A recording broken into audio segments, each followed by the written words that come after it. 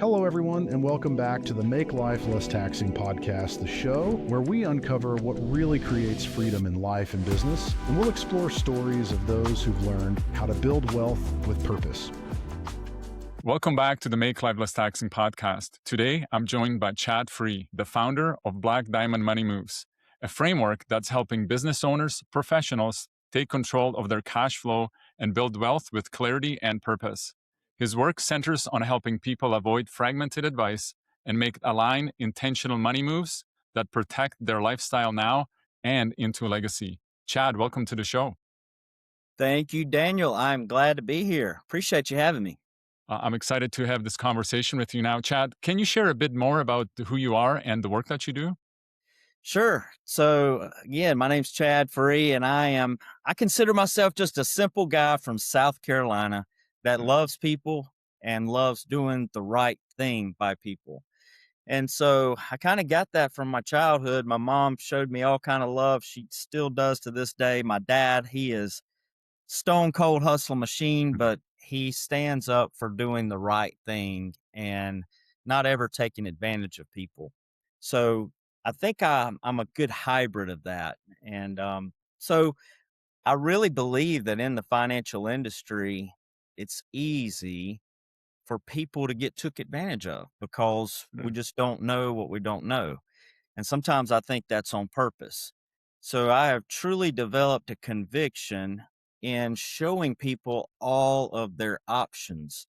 And many of them are money moves that the wealthy use and have used for decades. And it's available to most anyone, but they just don't know about it. So I get very, very passionate. I feel like it's a mission and a calling to truly help people not depend on money to dictate who they are, what they do, when they do it, and who they do it with. And so that's a little bit about who I am. And again, I'm very passionate. This is my calling and this is my platform. And I'll continue to do it until I'm steered elsewhere. Well, what was there a moment, like what pulled you into this space? Was there a moment or turning point that you can remember that it became very clear that, hey, this is what I meant to do? Um, yes and no. So I've been an entrepreneur since my early 20s, and I tell people I've climbed a lot of ladders, and it seems that most all of those buildings, were the wrong buildings that my ladder was up against. So I told a group the other day that I feel like I've been a successful failure because always at the top there was something that just wasn't quite right. And you know, I'd found myself really hustling and really, really getting out there and getting after it. And it was all for the benefit of my family, right? We all want the best for our family, but really the hustle was getting the best of me and my family was getting the rest of me. And so I finally got this position and this role that I had advisors across the country who had high net worth clients. And I was able to build financial models for them to present to their clients. And I really thought that was it. I'd be able to leverage a lot of people's efforts and earn a little bit off of what they do. And guess what? Things again just starting they didn't seem to add up. Like it wasn't a fit, it wasn't aligned in who and where I was supposed to be at that moment. And I can go on into that, and I did go into that with my book. I wrote a book called The Wealth Revolution, but let me just skip. I found myself in a place financially to where I was completely broken. I was Hmm. completely broke. I lost out on an opportunity that I had went all in on. And it was at that point in time that I tell people my heart had to break for my eyes to be open. And quite frankly, you heard me talk about my parents earlier. Um, Look, I fell flat on my face, and the financial guy was financially broke. And I found myself on my closet floor in a fetal position, crying Hmm. my eyes out, literally. Um, it's like I tried to do everything the best I could. I was trying this, trying that, felt good about my efforts. And, but ultimately, money was my source. And it was the source that kept me going. And when I lost out on about of $120,000 of commission that I was counting on, my whole life changed. Mm. And so, quite frankly, it was at that point in time that I really felt God speak to me and say that, Chad, I created you on purpose for a purpose. And I knew that was Him talking to me.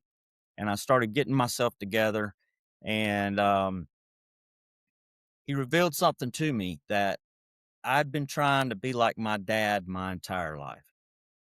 My dad had a house paid for at 30, retired in his late 40s. We did not live a flashy life, Mm. but that's how I define success. Mm. And so it's like it's almost like he showed me a slideshow of my life, sat me down in a chair and said, "Look, you're trying to be your dad, and that's not who you are. You can't compare somebody else's chapter, 10 to your chapter 2." And so because I was running late on those success markers that he had in his life, I was living my life in a panic mode. And I was missing the blessings that were right here in front of me. Hmm. And so I tell people, I'd be throwing the ball with my kids. I've got a beautiful wife. I've got 2 awesome boys, but I'd be throwing the ball with them thinking about the deal closing tomorrow. I was living 2 years out, or 5 years out, if this deal comes through, if that partnership sticks, boom, boom, boom, boom, right? But I wasn't present. So it was at that moment in time that I realized that I am created on purpose for a purpose. And I'm not in a race with anybody. And my job and role and mission moving forward would be to pursue who God created me to be. And that's a daily direction in which I'm heading. I mess up every day, but from that, and you see, I like to talk. From that, what I have experienced is all the people that I were meant to help have come my way. All the right partners, just like with your organization, the right partners have been aligned and have come to me. Mm. And so I say it humbly, reverently, and very fearfully. I don't chase anymore. And I think I am who I am. What you see is what you get, right? And the people that want to work with me, that's who wants to work with me. I want to help anybody, but I'm not for everybody. And so I'm living that abundant life right now, and I'm truly present. Let's call it life 2.0.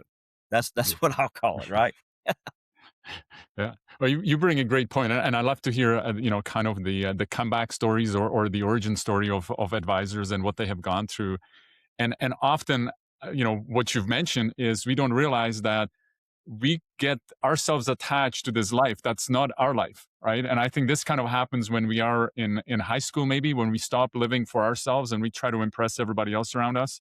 Yes. We stop being us and we try to be just like our friends, Yep. right? Trying to fit in. And this is where this happens. And then as we grow up, we don't grow out of that. We keep on doing that where we're always comparing ourselves to somebody else. And that's part of it why we started the podcast, Make Life Less Taxing, because it's not just about finances. And also the movement that we're building is keep what is yours and break free. Break free from the systems that we are Yeah. all part of, right? The financial system, like the multi-generational, kind of what you mentioned. I mean, I kind of looked at that too. I've kind of had a similar moment to what you've shared regarding after losing, one business, realizing that essentially I am my dad, but I'm not my dad, and start doing things. And those things are there to really define us because what we do when nobody's watching is the important part. Yeah. And so often we try to do the show for everybody else, not realizing that that's not who we are. That's not, who God made us. Yeah. And we kind of need to step back a little bit. So is there a mission? If you had to distill what you're doing into a mission, and you said, you're on a mission now, in few words, how would you describe what is the mission? Like, what is your purpose here to do? As far as now that you've kind of had this turnaround, right? And you're kind of operating and working almost in the opposite way you were operating before. Yeah, exactly. I would call it the wealth revolution. Mm. I believe that everybody is created on purpose for purpose. Amen to that. And most people never pursue their purpose or think about their purpose because of two things, and that's their mindset or money. Mm. See, most people are just so focused on surviving that they can't even fathom what it's like to thrive. And I believe that's the system that's been they've kind of forced that on us. Um, and Mm. so I want people to understand that they have a purpose, but it's up to them to step into that purpose. Mm. And you don't step in it in one step. Like I said earlier, it's a direction daily that you go in. And so I have defined true wealth as being an abundance of anything that you value. And true wealth is built from the inside out. Mm. And I've kind of got it in state. If you pursue your purpose, number one, in who God created you to be, the next level would be that potential. And that potential could surprise you. It's the gift that God's given you, and everybody's got a gift. It's our choice whether or not we want to receive it or not. And Mm. that gift is not learned, earned, or even deserved. Because I promise you, I would never thought that I would be on podcasts and on stages all over the country, just jabbering my jaws and being so passionate. Mm. And but you'll discover that, and then you become very present in those people that you come in contact, with every single day. So what I'm And what then I'm the hearing you next say, level, what's that? dear, what I'm hearing you say is that money and wealth and success is an inside job, not an outside job. And I think this is the system that a lot of people attach. They think all of that stuff, all of the success, the money is outside of them. But what I'm Yeah. hearing you saying that it's more of an inside thing, right? Yes, that's exactly right. Because after you become very present, you'll experience that profit both inside and outside. Mm. And then at the very top of that is peace. And really, we all want peace, I would say. But Mm. everybody wants to jump straight to that and ignore all the other things. But yeah, my what I'm most passionate about is really helping people understand, and I'm very careful in how I do this. I tell people what I believe, and I'm unwavering about that. But I believe that I'm created on purpose for purpose, and He's my source. Mm. Money is a resource and is provision for whatever vision God gives me. And so, you know, I don't I want other people to think or feel that too. They're not called to fit in, they're called to stand out. And so many people are living by default when they are created to live by design. And it's that mindset shift that you have to go through to start really experiencing that. Mm. Yeah, you bring a great point, from the perspective of that.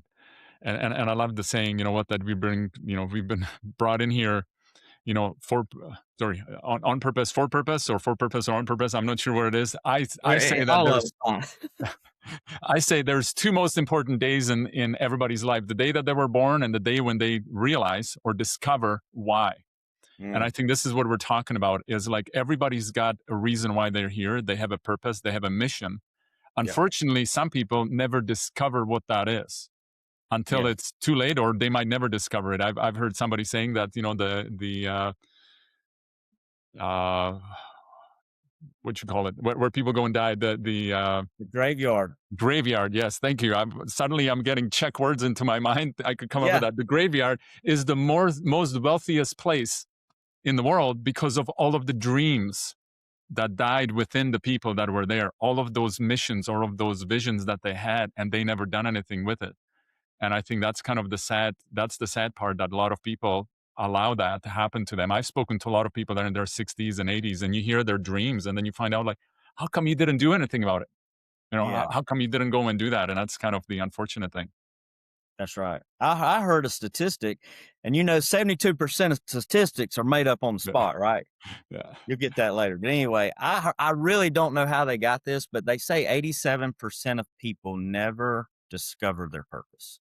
Wow. And that's very sad to me. And So I guess my calling is really to help disrupt that number. Yeah. You Do know what? whatever I can to. It sounds high, but I do believe it probably is. It might even be a little bit higher from that perspective because a lot of Yeah. people think they're working on their purpose. I know even when I was an advisor, I thought, hey, this is what I was supposed to be doing, Mhm. you know, and I was convincing everybody else around me. But there was one day where I started going, why am I trying to convince everybody else and I don't believe in myself? Yeah, that's right. That's kind of like looking in the mirror, the reflection, you got to realize that it's not what you say outside, it's what's actually inside. And again, everything that directs us is everything more on the inside. Like I said, it's an inside job. Yep, So that's exactly right. as you worked with hundreds of business owners, professionals, their families. What patterns or challenges do you see showing up again and again when you work with them? Um, the lack of knowledge, Mm, lack of awareness of everything that is available to them, and when we bring it all the way back down, it's just math. And people mm, say, "Well, that's too good to be true." Could be. Actually, it's not too good to be true. It's just math, and we're pretty good at math. yeah. Well, And numbers don't lie, right? Numbers yeah, don't lie. Numbers are numbers. yeah, Yeah. people just they've never heard of these strategies, and it's traditional, and a lot of it's scarcity Hmm. mindset, and so my job is for people to open their minds. I tell people, look, your mind's like a parachute. It works best when it's open. So let's just listen to understand instead of listening to respond and this, that, and other. And in the end, you'll see that everything shakes out and the numbers work out. The So math you're is saying there. they've got to pull the cord first? Yeah, yeah, that's right. Yeah. Exactly. That's a great analogy from Yeah. that perspective. Now, where do you think that most people unintentionally are bleeding money or leaving control of their money on the table? Um, so uh, that's a beautiful point. I don't know if you meant to ask me that on purpose, right, or what, but I believe it comes from the leaks. I believe it comes from, we're so focused on chasing rates of Mm, returns that we're not paying attention to all the money that's leaving our possession. And you've heard it said that death and taxes are two of the most certain things, right, in life. yeah. Well, debt and taxes, debt as in consumer debt, and taxes are two of the biggest things that are preventing us from truly building wealth. Mm, When we use debt or leverage in a good way, then that's a whole different ballgame. But most people don't understand how to move their money. Money is currency. Currency is movement. mm, And with that scarcity mindset, when we make money or uh, you know sell a big job or whatever, we just want to sit there and look at it. That's the scarcity. We don't want to let it go. And so we got to learn the movement of money and how to move it like the financial industry does and banks do. And that's when you start seeing a change, when you start seeing the little places that we're actually losing money. So I mm. encourage people to let's take a look at that. Take control first, then you'll have clarity, and then you'll start making traction because you're not leaking so much um, lost dollars out of your possession. Yeah, and I love the quote from Warren Buffett where he says, "People are working so hard they don't have time to make money." And the first time I heard, I'm like, what do you mean by that? It just means that people just get into, again, we're talking about systems, right? That's what we're talking about, breaking free from the systems. They get into the job, they get into their vocation, they get into their life, and they just keep on working, working, working, never really stopping back. And I love this, pulling that cord on the Yeah, parachute and realizing, hang on, there is a lot more. There's a wealth of information that is there for somebody to actually, learn and yeah, maybe ask themselves the question, hey, is what am I doing really the best thing for me? right. And unfortunately, a lot of people just kind of go through life and they never kind of stop and listen to that. So, That's right. you know, what's something that, when you're dealing with people, what's something that you've seen that kind of looks normal to them in someone's financial life, but is actually quietly costing them a lot? Um,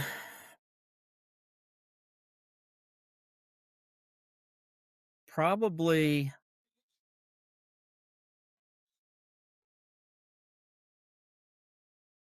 So all the focus, I think that most of the financial industry keep people focused on accumulation. Hmm. You never hear anybody say, "Hey, we've got some great distribution rates over here." So the industry keeps us focused on chasing rates of returns, beating the market, timing the market, and going up that mountain for what? The nest egg. Hmm. They're focused on the nest egg. And one of the biggest things that people need to shift their mind towards is, okay, while you're working, and if you experience a loss, then it's kind of easy to make that back up. Sometimes there's a lot of opportunity cost, but guess what? Once you get to the top of that mountain, you've got the actual nest egg there. How do we distribute that in a way that we don't run out of money, and a most tax efficient way? And so just the fact of, I think what a big wake up call is people are so focused on the nest egg. I said, what are you going to do with that nest egg? Are you going to put it in a book bag and carry it around with you? Can't Go to take it with grocery. you. Imagine this: go to the grocery store, get all your groceries, and say, "Hey, all these are mine right here, and don't forget a Snickers bar. And I should have enough in that front pocket to take care of this." Hmm. No, but here's the deal: did you know that the general rule of thumb is 4% that you're supposed to take from that nest egg, and that's supposed to be your paycheck when you retire? And I don't like using scare tactics, but I like using data because we're living longer. Morningstar says that it's like 2.8%. So if you saved $1 million in your nest egg, $28,000 a year to live on before taxes, that's a wake up call. Hmm. And there are ways that just by smart planning, we can bump that up to 6, 7, even 8% distribution. So $60, $70, $80,000 sounds a lot better than $28,000 to $40,000. So again, it's always raise your hand. And I hate it. And that's where we like to be different. I tell my team, I want to be like Chick-fil-A, man. I want them to feel important. It's all about them. Hmm. Meet you right where you are, and just don't be ashamed, right? Even at different levels, everybody's got a next step to become better. And for Hmm. those who think they've arrived, even the best can become better. So I think that's one of the biggest things is they work so hard, their expectations and the reality is so much different when they decide to start taking income and retire. Yeah. I think the biggest thing, and what I'm hearing you say, that you know we're talking about numbers. Numbers don't lie. We're talking about simplifying things, not having complex. I think a lot of people think that the financial services are really complex, and the answers are really complex. And I personally don't agree with it. I think it's fairly simple, like you said. Numbers, when you start putting the numbers, they're just numbers, right? So once you Right. understand that part, but why do you think that complexity really drains people more than bad decisions? And I think that's what happens often. They think that it's way overly complicated, and they don't want to go and look at even some of the tax strategies or some ideas how to mitigate taxes, because they think it's just way too complex, and they rather just kind of go and chase that rate of return. I think partly it's the industry has taught advisors to teach that, and then consumers to actually consume it. But I think there is a way kind of around that. What's your view on that whole thing? I think you nailed it. So it's been taught that it's so complex in order to develop a almost like a sense of dependency. Like you have to have us. Mm. You have to have this giant industry to take care of your money. And just remember, they're not invested. I'm not speaking across, I'm not saying this for everybody, but I believe that the industry is not invested with you. They're invested in maintaining control of your money because that's where they actually get paid. But look, if you took market volatility out of it and you started just uh focusing on the controllables that you can control, and how do you control it? You actually have to decide that you want to know about them. Hmm. And so, like Warren Buffett says, the number one rule to investing is to not lose money. The number two rule is don't forget the number one rule. Well, why would he say that if Yeah. that wasn't out there? If that option wasn't out there for you to take advantage of? Another thing, Judge Learned Hand, awesome name, right? He Yeah. says there's two taxation systems in America, one for the informed, one for the uninformed, and both are legal. See, it's society and the industry and the system that makes it look like a giant, and like people can't figure it out. Hmm. But you've got to say, hey, I want to figure it out.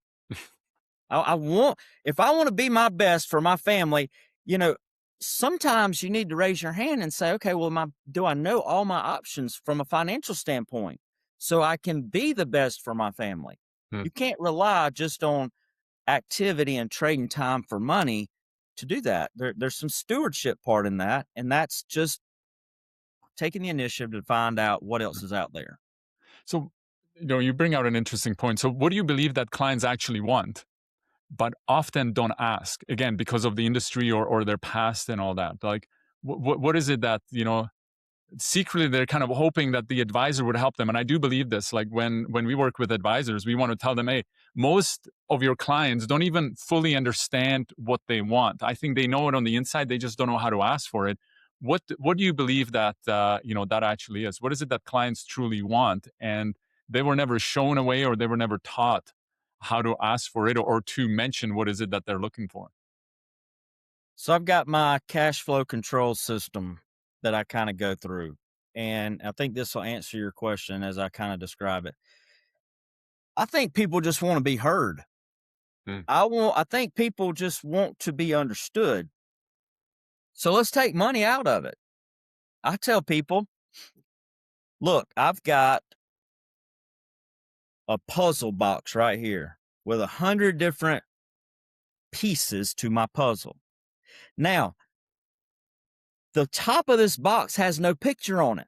So I'm at a disadvantage already.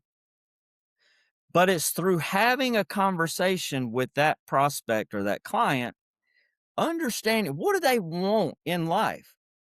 What do they really care about? What do they dream about? Even if they don't think it's possible, guess what? I want to hear it, because as I talk to them and have this discussion, guess what? That picture starts presenting itself. And you know what I'm doing, Daniel? I'm listening to understand instead of judging somebody that comes to the Zoom or to my office and saying, okay, this is a married couple. I already know what I'm going to give them. mm, No, I want to listen to them. Who are they? What are they trying to do? And then right now they're at A and they're trying to get to B. My job is to help them have a bigger B than they anticipated, or have that B closer to them than they anticipated. But it's through having a conversation and learning more about them that the picture starts presenting itself. Now I know what puzzle pieces that I can use. And mm. where do I start? Right? Because everybody's different. And that's the way I treat everybody. People just want to be heard and understood. And they don't want to be talked down to. Yeah. That's kind of how that's what I feel. Yeah. No, you bring a great point, and I love the analogy with the puzzle box. I used it in the past in a little bit different way. I like how you describe, because that's really what it is. And I think most advisors, as you mentioned, they come to a meeting, they already are thinking, what am I going to sell them, before they even ask any questions. And Yep. I think that's kind of the backward thing. And the analogy that you just used with the box. Yeah, I mean, they're basically, when you go there, the client is no picture on the box. It's Yeah. blank. Let's Yeah. design it and figure out what the exit strategy. This kind of goes along. Most I've heard an advice of a coach that worked with business owners, and he basically said the most important thing when you start a business is to figure out what is your exit strategy. And first time I heard it, I'm like going, that almost doesn't make sense. Now working with business owners, I completely understand it because that's the biggest problem every business owner has. They go and Yep. build a business and then they want to get out and they realize they didn't even build a business because they don't have a way out.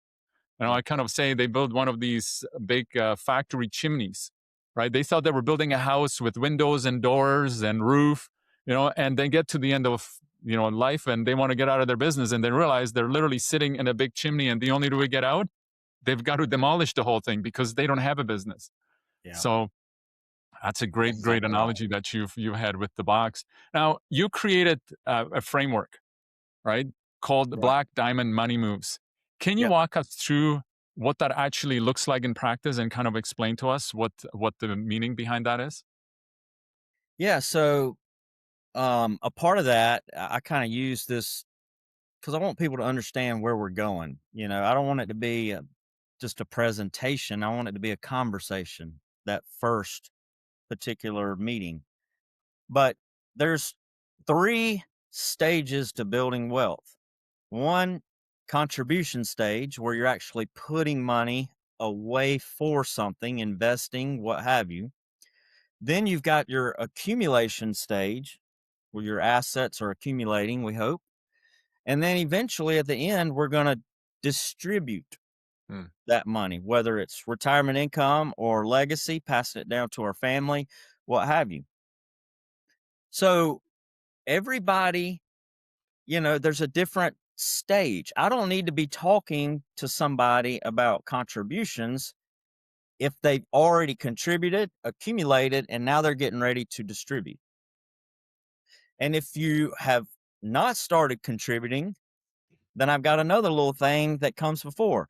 I kind of made it sound like software, right? ECAD. It's ECAD. So you got to be earning first in order to contribute. You Hmm. got to contribute in order to accumulate. You have to have accumulated in order to distribute. And on every single level, it could be some more complex than others. So there's levels. You could black diamond, like the ski slopes. Yep. Double black diamond. That could be like a business owner taking advantage of, an exit strategy, or triple black diamond. That could be somebody who is in the top 1% who wants to sell a business and wants to have the most tax efficient exit. We have that, but it's one step at a time. You don't look at the entire staircase. That's where you get overwhelmed. So Hmm. let's look at where you are right now and what is your next step. And that's kind of how I do it. Okay. So, often advisors, they kind of start with investments, performance, and start looking at that. What you just mentioned, you basically start with control and clarity instead of jumping right into the investments or performance. Uh, what is the and you maybe just expand on it a little bit. I know you kind of mentioned the reason why you do it. Can you expand on that a little bit more? Like what is really control and clarity all about? And that's kind of becomes the first step of everything. Because I want people to take control of their money. Mm. Because whether they admit it or not, most are being controlled by their Wow. money. Let's just get straight. Let's go back to my mission, right? I want people to understand that they have a purpose here, and they need to be able to pursue that purpose and that calling on their life and be who they were created to be. And you can't do that when you're constantly thinking about money. Mm. And what does chasing rates return do and beating the market do and all that? You know what that does? That keeps them addicted to hopium. And I want to get people off of hopium. Yeah. I want people to take control of their finances. And all that is guess what? Hey, I want to take control of my finances and then be willing to learn. That's what I'm going to show them clarity. When Mm. you take control and have clarity, that automatically breeds confidence. confidence in a plan that is created for them, a financial model that they know what their money's going to do for them. Now it makes it a little bit easier for them to be the dad, the mom, the leader, the boss, the owner. It makes them be a little bit better person when they're not worried about money. Mm. Yeah.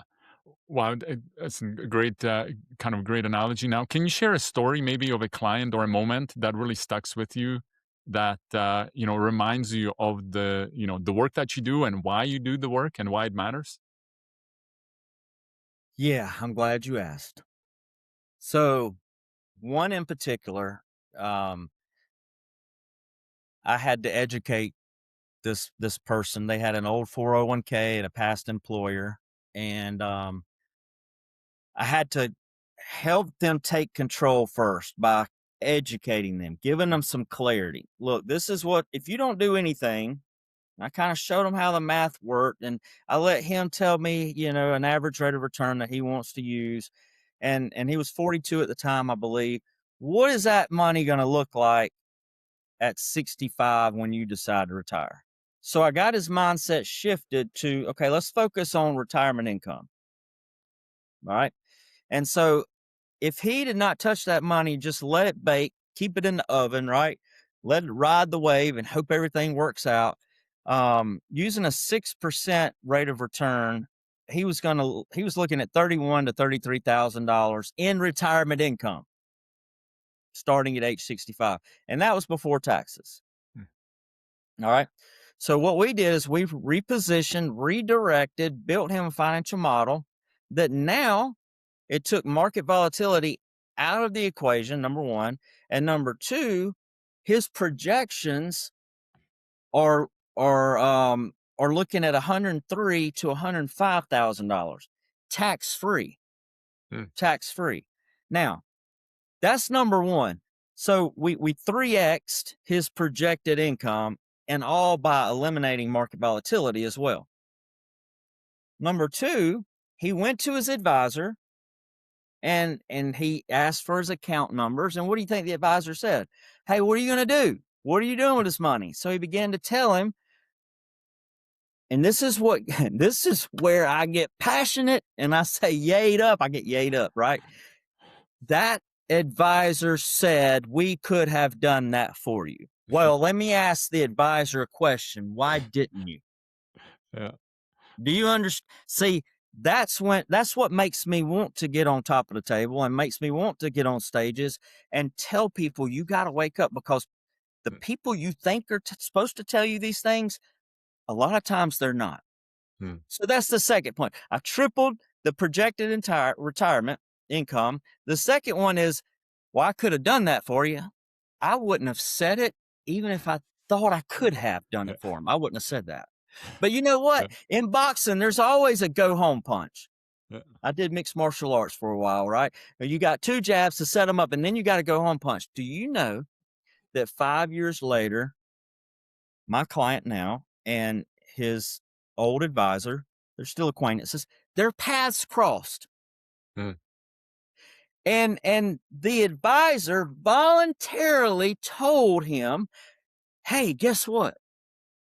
I put all my money in that strategy too.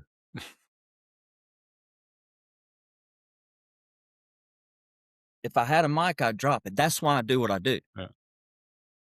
That's And see, I knew the kind of stuff was going on, but when you catch them red-handed and they literally admit all of this, it's corrupt. And I'm out yeah. here to disrupt this status quo of financial wealth building. Yeah.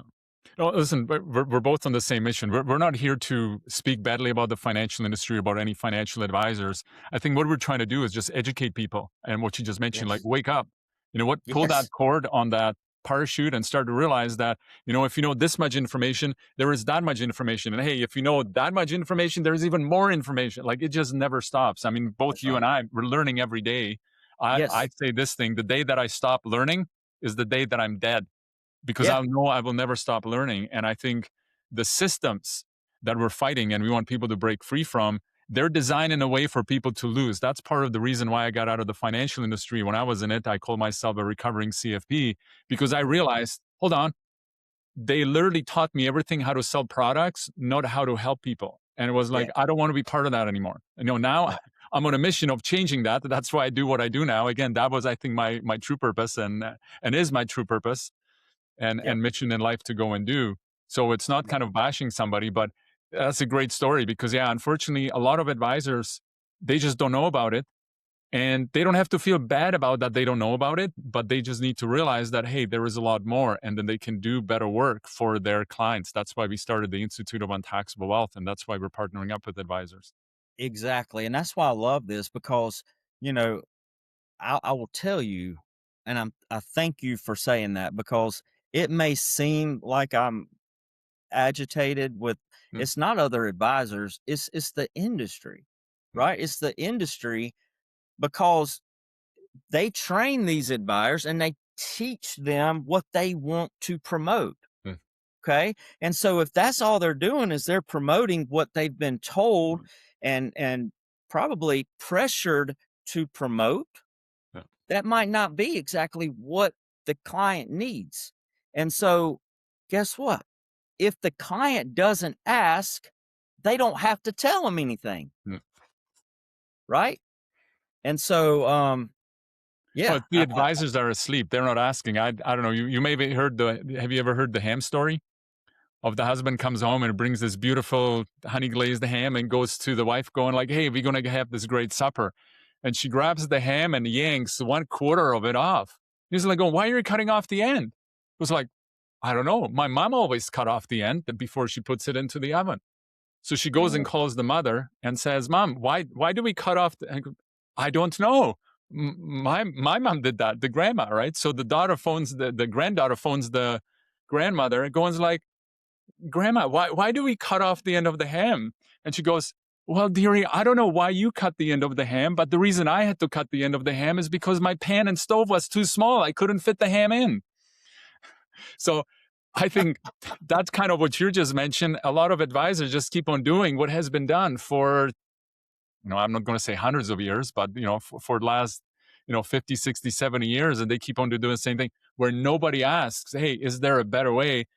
And I'm going to put it this way. The sad thing is, I think a lot of the strategies that, we're using and we're telling advisors you're using have been around for way longer than 401k plans, way longer than yes. some of these strategies that have become mainstream. But Yep. I think there is a bit of and if you're going to call it conspiracy, I don't believe in conspiracy theories. I believe that there is somebody that's got a lot of money and they don't want the truth to get out. But Yep. a lot of the companies, they're marketing themselves or they're buying ad space in the newspapers, and the newspapers take their money. Well, they cannot now go and report on something that goes against them, so they'll keep on putting out the same message, over the last 50, 60, 100 years about the stock market is the best way to do it, 401ks is the best way to do it, and nobody asks if there is actually something better or a little bit, a little bit different. And again, you just kind of have to go and follow the money on that. That's exactly right. It really is. And what I have found is, a lot of advisors, they really do care. They Mm, care and they want to do the right thing. And my coach told me this one time. There's a lot of people out there or that are level 10 people, mm, but they're stuck inside of a level 4 opportunity. And if you let that sink in, um, I think that will cause you to start seeking out, am I offering my clients everything that or anything that is best for them? Do I have access to that? mm, And just like you working with advisors, I work with advisors too, and they end up bringing their clients to me, and I end up, you know, showing them a better way, and we all win. yeah, We all win because we all win when we help the person we're there to help. That's all there is to it. yeah. Well, I And think both can you and come I, back. after this call, we're on a mission to help people just to grab that ripcord and rip it. Yeah. Yeah. Rip it, man. Just rip it. Just Yeah. rip it, and just let Yes. it, because you just got to open your mind, and that's really what it boils down to. And again, I 100% agree with you. I Even when I look at my career when I started, I was passionate about helping, but I felt what I realized, I was stuck in a box and I didn't know how to get out. I Yeah. was trying to get out, and every time I did, I almost felt like I was sucked back in. Right, then I Mhm. couldn't get out. And I think this is what I feel, that a lot of advisors, they're passionate about helping people, but they just don't know that there is another way, as you mentioned with the judge learned hand, saying, hey, there's the tax system designed for two types of people: informed and uninformed. That's essentially what's happening with a lot of advisors in the financial industry. A lot of them are uninformed, and when they start learning, the industry, maybe the company or the associations they have, often sucks them back in Yeah. and start actually telling them that, those are the conspiracy theories, right? Yeah. Not the other way Yeah. around. And very few, and there are quite a lot more advisors that are kind of stepping out now, kind of stepping out of the matrix. But Mhm. unfortunately, yeah, there is a lot of advisors, and it's kind of sad. I mean, this is the same thing for us, for me as being a Christian, right? Like, my job is not to convince anybody. That's God. I can't do God's work. My Right. job is just to go and share my story, which essentially is his story, and Yep. that's all I can do. I'm not into convincing anybody that they have to, they must. I just share what my experience is, and nobody can ever take that away from me. I think in that same way, that's what advisors just needs to do, and what we need to do with them, just share with them what it is. Either they're interested, if not, you know what? Might have to marinate with them. I used to have this saying with my wife. I said, hey, if you see me doing something wrong, you know what? You can try to convince me. You can try to tell me what to do. No, no. Your job is to tell me, then let him deal with me. Yeah. He will be a Yeah. lot more severe than That's anything right. that you can do. That's you know? right. So that's Yes. kind of in the same way what we need to do. So yeah. Yeah. Yeah. Listen, Let me add this right yeah, quick, if you don't mind. And I'm talking from experience. When you have your New Year's resolutions and such, I always wanted that breakthrough. And that mm, breakthrough was something that I expected to come my way. This is the year, I was amped up. uh, I was feeling good. I was ambitious, but it was always something else that was something I couldn't control, mm, and hoping that it would come my way, right? Because of my efforts, because of me not giving up and my resilience and all of that, understand all of that's important, but I was totally depending on that breakthrough to happen to me. But here's the deal: we're called to get in the game. We are. So we must step on the field and get off the sideline, because now that I understand it all and I can see and understand, I was really being equipped through all those trials and tribulations that I went through to be able to help other people understand that. But so many people are on the sideline and we're hoping for leftovers to shake out in our favor. And maybe we can grab something, a little nugget here or yeah, there. But we're called to get in the game. And if we don't get in the game, we are robbing the world of why we were put here. mm, So don't wait for the breakthrough to come to you. You be the breakthrough. mm, And that's stepping into your purpose. yeah. Oh, that's a great point. And it's going to brings me to the next question I'm going to ask. When you think about legacy, both personally and professional, what do you want your life and business to really stand for? Just doing the right thing. Um, I believe in people. Mm, Hold on a minute. Let me rewind that. I didn't say I trusted people, but I believe in people. I believe that people are created on purpose for a purpose. I say that over mm, and over again, and I'm going to continue to say that. But what I want to be known for is I believe in you so much that I hope you start believing in yourself. mm, That's what I hope. I want to see. I might not see it on this side of eternity and all of that, but I want to see one day, that Chad believed in me. Chad believed in me. He was not a perfect person, but he believed in me. He did the right thing, and because of that, I started believing in myself. mm, And I've had people that believed in me, and you just have to ask for help because we sometimes we can't see our picture when we're stuck inside the frame. My coach also said that. And so if I can be that person to help them see how valuable they are, then you notice I don't even talk about money a whole lot. Because it's not about I want to money, get right? that. I want to get that inside alignment Yeah. first. When your alignment becomes right, your assignment becomes clear, and that's what I'm on a mission for. No, I've been saying for years that the financial business it was never about finances. It was never about money. And this is Right. what you're saying.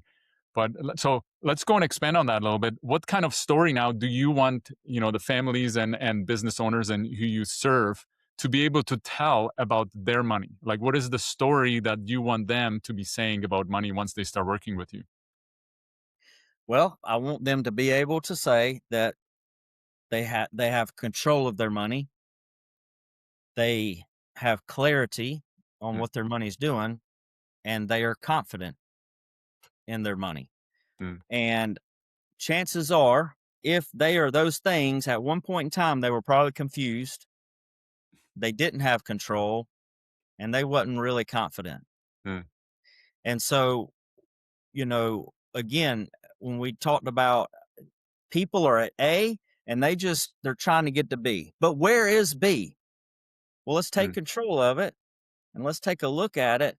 And if I can help people make their B bigger than they anticipated, whether it be a mission that now they can be a part of, or they can have more retirement income to do things they didn't think they could, um, then that's great. mm, Maybe that B can be closer than they think. Maybe they can retire earlier than they thought. Maybe they can sell that business and not worry about capital gains. mm, That is one of the biggest compliments, testimonials that I've received lately. They were so consumed about how much capital gains was going to eat up the proceeds of their sale of their very large business. But guess what? When you put together a plan to accommodate that, you're able to invest 100% of those proceeds and then pay taxes as you consume it. mm, So the long run, you're looking at 10x your wealth. And they're getting 10x over, gosh, 3 decades. mm. 3 decades. And that just transformed everything that they thought they wanted to do. They realized they were closed-minded and they were able to expand their ideas, their mind, their dreams going into retirement after selling their business. mm. Now you bring a great point, and again, it's that we were talking about that before the whole exit strategy, what they need to do. But sometimes people focus on the wrong things, and they just need to understand that what they need to focus on is getting advice, Yeah. learning, ripping that cord, and going like, "Hey, is there more that I need to know about this?" And I think often the strategies that that we provide and we're working with, most people say, "I didn't know you could do that."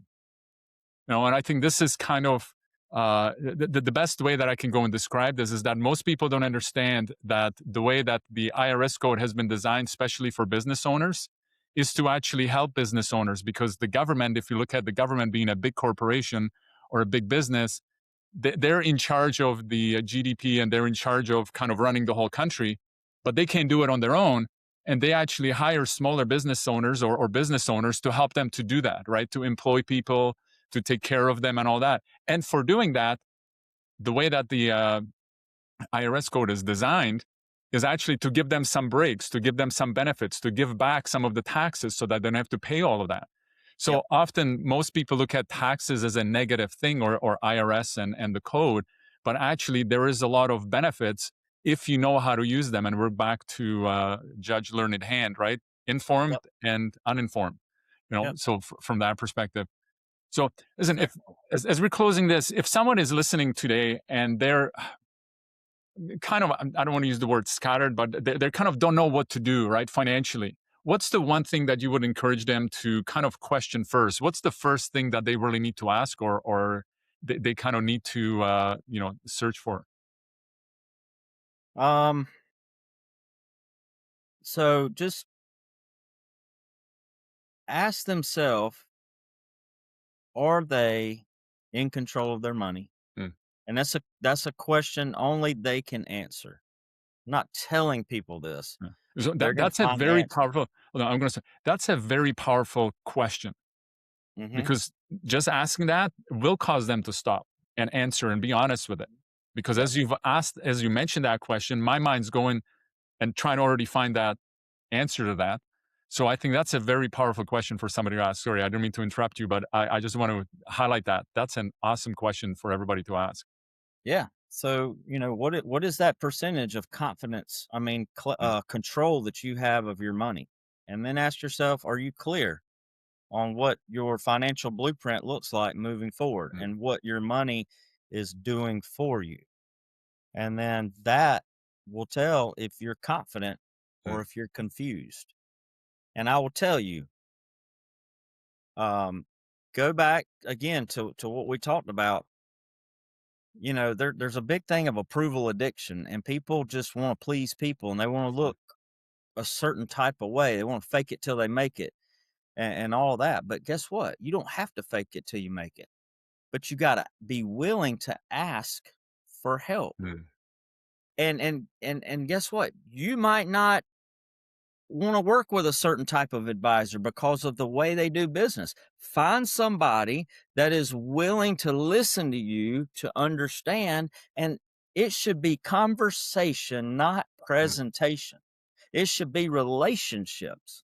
So just go with somebody that that you feel comfortable with, and I feel like you'll have discernment on who you feel comfortable with telling, where you are, but you got to assess where you're at. mm, Where is your A? And then kind of figure out where you're trying to go, the B. Yep.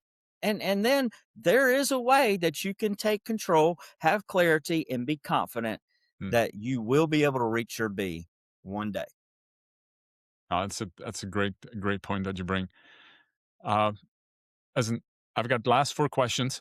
I call them rapid fire. Actually, there was five. There was a fifth one, but let's start with the first four. Hey, I It's don't think quick on my feet now, so let's give it a oh, shot, but don't, these are show fairly. me some This grace. is all about you. So you know what the first one is. Whatever the first thing that comes to your mind. What's your favorite book that really shaped your thinking and the way that you work? Um, oh my goodness, the E Myth. Mm, That's a great book. Is there a morning routine or habit that you can't live without? I'm going to this has not always been the case, but I'm gonna spend some time in the Word, and it's Mm, not just to check a box. I wanna if I'm reading one paragraph, I wanna read my Bible and I wanna start my day with him and just ask him, I empty myself so he can fill me up and mm, and just help me accomplish the purpose he has for me for that day. Awesome. What's one bucket list item that you haven't done yet?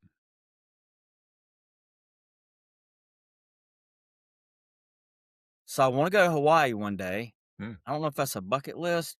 I'd like to fly on one of them jets, like a Top Gun jet, like a F. I don't know the name of them. yeah, F-15, 18s, yeah. whatever. That sounds like a big bucket list. Yeah, That's a that's bucket awesome. list, man. Yeah, I want to get on one day. Yeah. yeah. No, that's awesome. What's a surprising hobby or interest that recharges you? Um. So a lot of people don't know unless they see it. I've had a Harley Davidson since Mm, 1998, and I've bought and sold them. I dated my wife a lot on that bike or on those bikes. So I like to ride mm. motorcycles. I like to just get out in the open country and let the wind flow through my hair. Right? It sounds like freedom kind of a thing, right? You know, that's kind of Yeah, the word yeah, that I'm coming to. That's great. yeah. That's right. Yeah. Awesome. Now I've got the last one. I call it the hard one. Fast forward to the end of your life and imagine that everybody that you ever talked to forgot everything you ever taught them, shared with them, about anything and everything, but they do remember one message from you. What would you want that one kind of message from you to be? Hmm. Well, I made it through this whole thing, and I'm still going to make it. But I don't hide my emotions when I speak on stage.